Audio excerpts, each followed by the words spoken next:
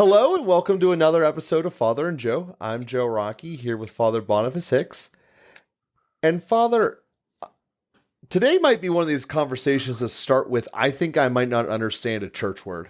And the point being, when we say the creed, when we talk about Jesus, we say consubstantial and equal with the Father. So what today's question is really going to ultimately revolve around is the Trinity, specifically the way that Jesus and God the Father kind of interacted. And when I was sitting through the readings going on Palm Sunday, there were just a couple of things that struck me during it that seemed that I must think consubstantial means something different than what it means. Because in my head, it means equal. But in the reading from in the letter, I believe it was St. John Paul, I just forget which letter it was, it said that Jesus was never intending to be equal with the Father.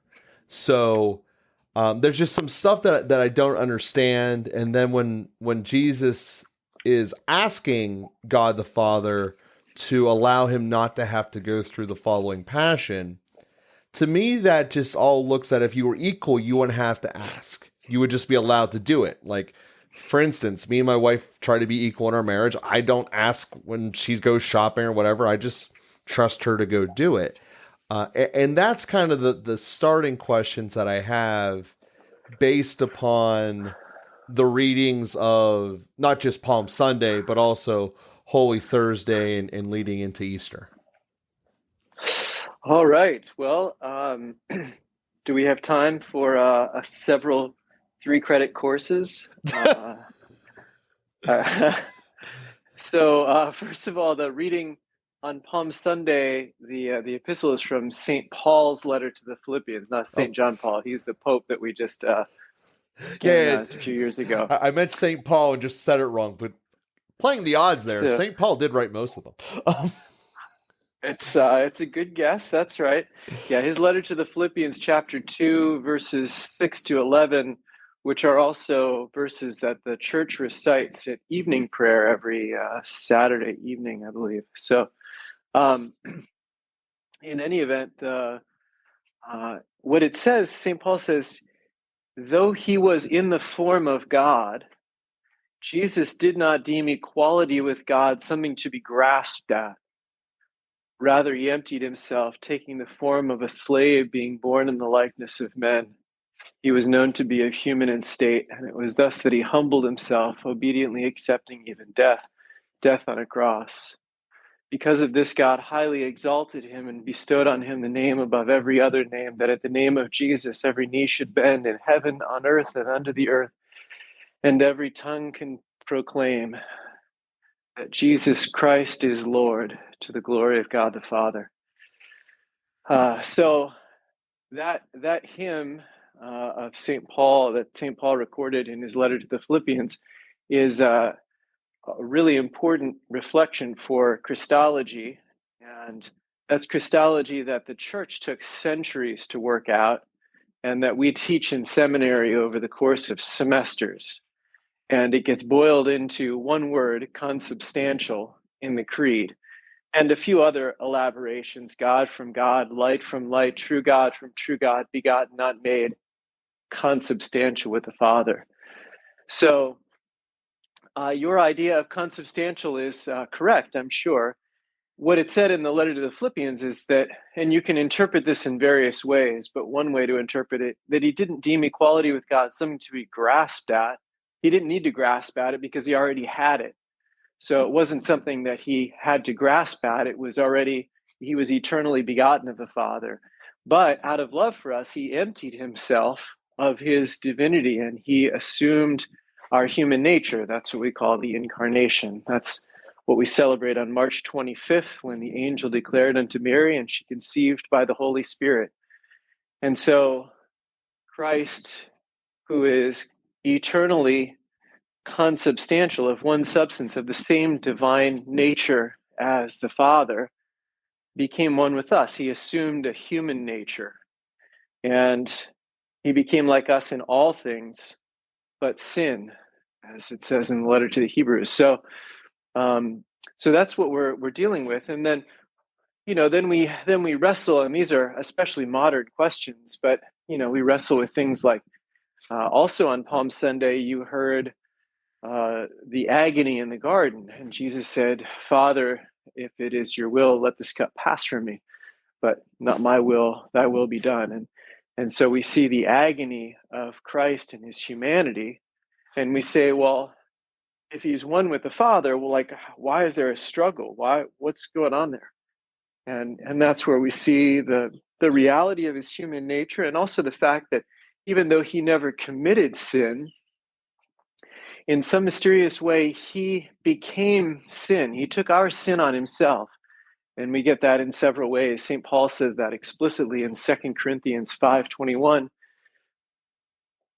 God made him who did not know sin to be sin, that we might become the righteousness of God in him. And also in the prediction of Isaiah, by his wounds, he has taken our infirmity on himself, and by his wounds we are healed.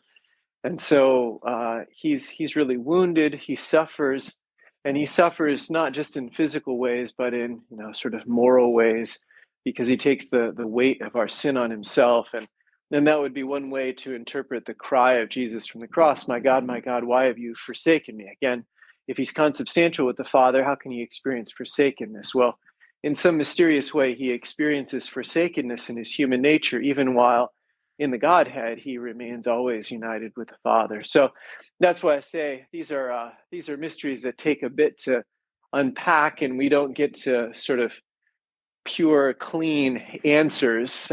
We get indications from various directions to understand how to interact with Jesus, how to understand his humanity, how to understand his union with the Father and his divine nature, and a lot of these kinds of things. You have to build up whole kind of philosophical systems, and to even describe these concepts.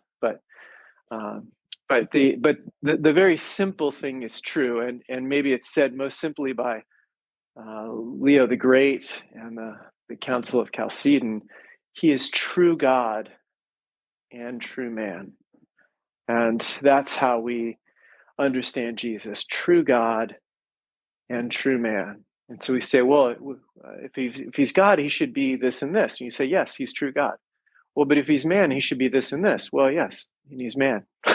So, and of course, we hold together that paradox. To reduce it is to fall into heresy on either side. And that's basically what the heresies about Christ have been for the past 2,000 years: is losing his divinity or losing his humanity in one or another way. So we hold them together in that simple way. He is true God and true man. And I think that this might be part of my weakness coming out here in regards to that, is that when we get to the Passion, to me, it seems like this is the part where the Gospels emphasize the true man element. But during his teachings, when he's performing the miracles, it's performing, emphasizing the true God. But even that word emphasizing doesn't mean that the other one isn't there. It just means that we're kind of putting an extra bright light upon this person rather than the other. Or this action rather than the other half of it. And I think that might, this whole conversation might just be leading to that flaw in me, interpreting the Bible and listening to that, because one of the most common miracles that people articulate is the loaves and the fishes, where God just produces an overabundancy of food. And obviously that's a reference to many things, that he overabundantly gives all the graces. But for those people who particularly were there, he gave literal food. So in that moment, it wasn't like he wasn't talking to people and interacting with them, and also being a guy and having conversations, possibly getting a sunburn, like all of these things that happen to us as regular everyday people. And I get that the Bible is trying to concentrate so much things that are unbelievable into a quick, concise gospel, that it's very, very hard to do. In fact, actually, that was the gospel reading of Sunday that just passed. Was there was many more things that happened in Jesus' life that we just didn't have the ability to put in this gospel. And I've heard some other people say that is kind of an easy way out to try to diminish God, but I think that it's actually the opposite. He's done so much that it's almost so we can't remember it. If people have gone through a truly moving experience, it's hard to remember every single detail when you've just gone through it, let alone years later. So I get that that's a little bit off of where I started here, but that was just a thought that had occurred to me here, and we found that we do our best episodes when we release these thoughts out immediately. So, with that being said, Father, I get that the Bible's emphasizing different parts at different times, and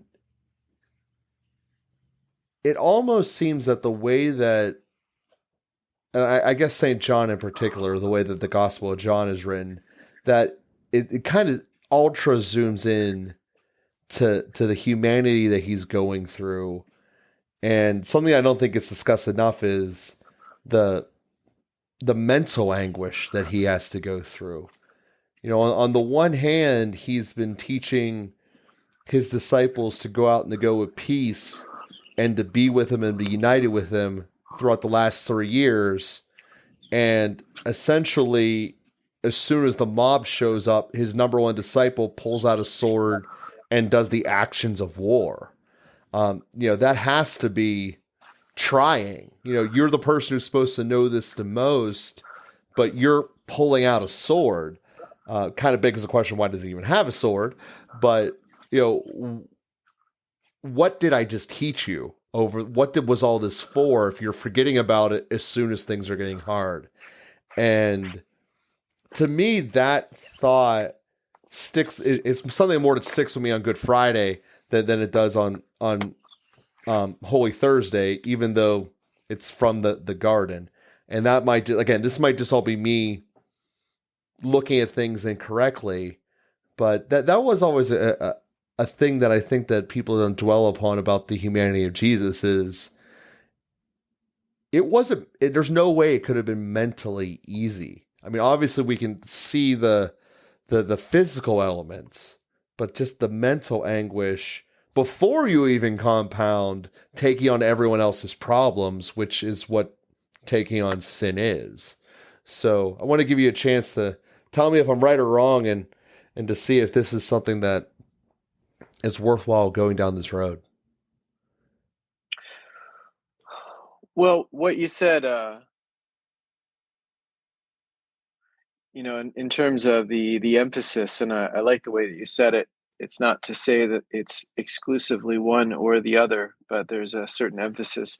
And really it is flipping back and forth throughout the gospel, because the identity of Jesus is what the whole gospel is about. And so, in the infancy narratives, we see the total helplessness of Jesus. We see the miraculous signs that surround his birth that give this kind of credence, but Jesus himself is in all ways like a child. He has maybe particular wisdom. He can speak to the scribes and the experts in the temple, but at the same time, he's obedient to his parents. They don't know who he is in Nazareth. They're surprised when he comes out in his public testimony.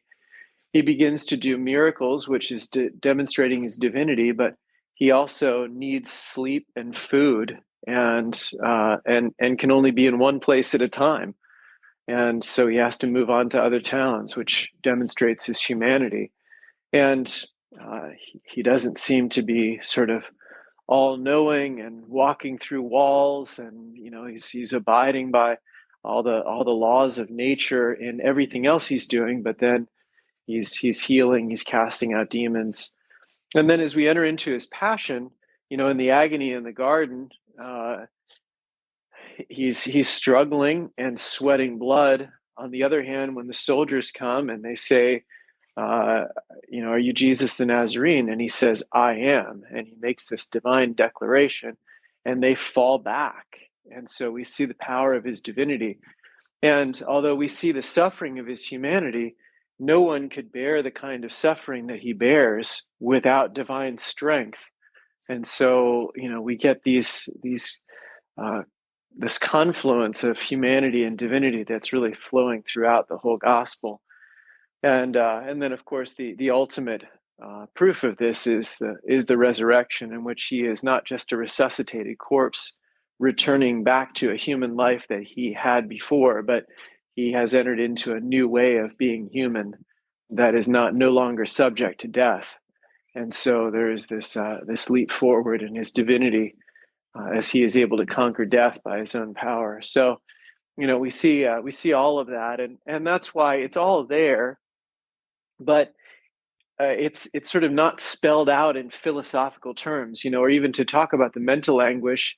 Those are particularly modern questions. There's a reason that psychology has developed in the modern time, where we've become more in touch with the subjective experience of our humanity and have tried to really parse that out and define it and describe it.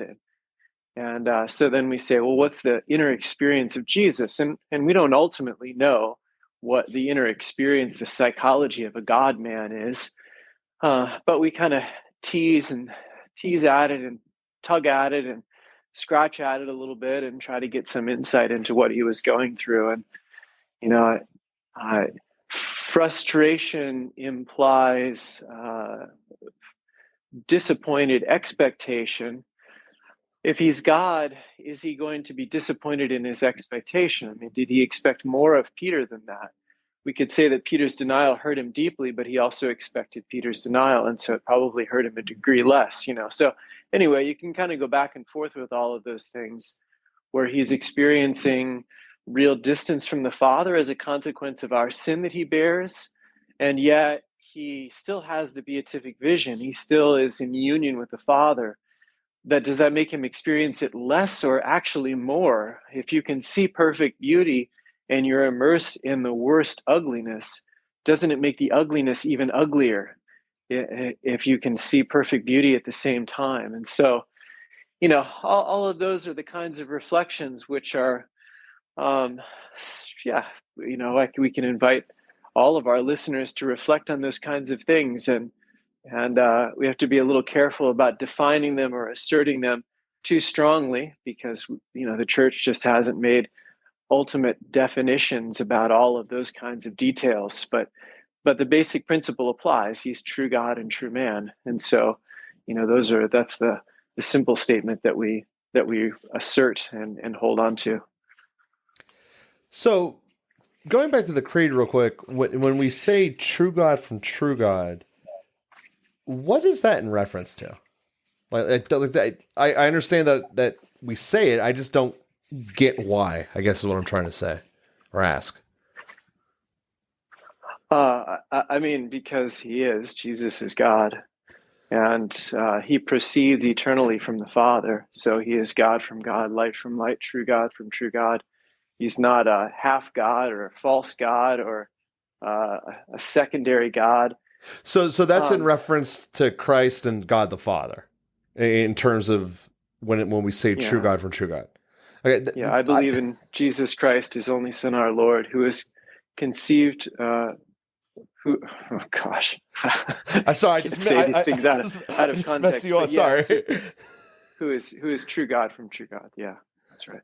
Okay, it's just one of those things that I assume that's what it was, but since I had a lot of questions about the creed, and that's kind of where I'm correlating this all to, is to make sure that I'm articulating things and trying to ask the right questions.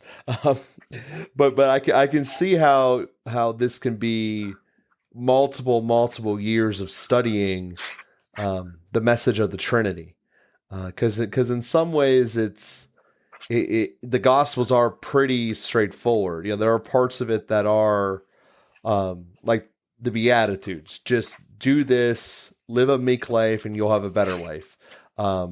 there are parts that are direct like that, and then there's parts that you got to think about more and kind of dive into. And like I said, I get that from the starting point. I was looking at it from the backwards angle, and that's why I wasn't able to see the correct conclusion. So, I kind of want to end this on this last question here, because it is something I didn't understand, and it might be basic and irrelevant, but at the end of the day, why did Peter have a sword?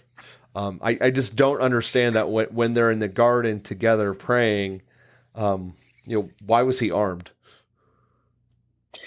Well, Jesus says in Luke 22, verses 35 to 38, verse 36, Jesus said to them, "But now let him who has a purse take it, and likewise a bag, and let him who has no sword sell his cloak and buy one." So, I mean, Jesus told them to. And then it comes back and says, he continues, "For I tell you that this scripture must be fulfilled in me, and he was reckoned with transgressors. For what is written about me has its fulfillment." And they said, "Look, Lord, here are 2 swords." And he said to them, "It is enough." But, so Peter had a sword because Jesus told him to get a sword. I guess that it's the teaching then that I have the question about, because that seems just so contrary to if you get hit on one side of your cheek, present the other, and teaching against the eye for the eye. I have to be understanding this wrong, because to me that is implied that, well, we're gonna have a fight now, so let's go all the way armament and all of that. So I have to be missing something here. Well, there's nothing that said let's go all the way. Well, sorry, that's my interpretation, because that is the, I don't know, gun of the era. There was no guns. So I apologize for that, but well, yeah, certainly. Again, we can enter into a rather lengthy conversation about just war theory and the right and, in fact, the obligation to self-defense and defense of others. So defense of innocence. So there, war is not inherently evil, and is certainly, it has a place in Christianity, and that's why there have been wars. So that all gets a little bit complicated, but in any event, having a sword doesn't necessitate using it. And the teaching that Jesus gave is, if you hate your brother, then you've committed murder against him. So even having a sword doesn't necessitate hate, and it's not promoting hate. Self-defense is not promoting hate, and even defending another, even to the point of potentially using deadly force, doesn't necessitate hate. So it certainly can be an expression of hate if we start using deadly weapons and deadly force, and it can become an expression of our hatred for our brother and our desire to destroy him. But it doesn't have to be that way. So. Yeah, so I appreciate that, because, like I said, this is 5+ years we've been doing this episode, and we still come up with new ways for me to be wrong. And I like to think that I'm trying to do, I obviously have read this and given a lot of thoughts to this, but it's kind of remarkable about how this can happen, about to just constantly trying to learn and still being perplexed by trying to study Jesus and God ultimately. Yeah, well, maybe it would be a worthwhile episode to spend a little time with just war theory. Catechism certainly has lots of explanations for all of that. Yeah, and I believe that's what we'll do in the next episode here coming up. So on that note, we do thank everyone here for listening. With that being said, if you could share or subscribe to our podcast, please give a star rating if you haven't, especially if you're on Apple. And we appreciate everyone who has, as you're helping us grow through all the algorithms in which Apple has, and obviously through word of mouth, helping us grow as well. So we thank everyone for being out there today, and we will be with you again next week.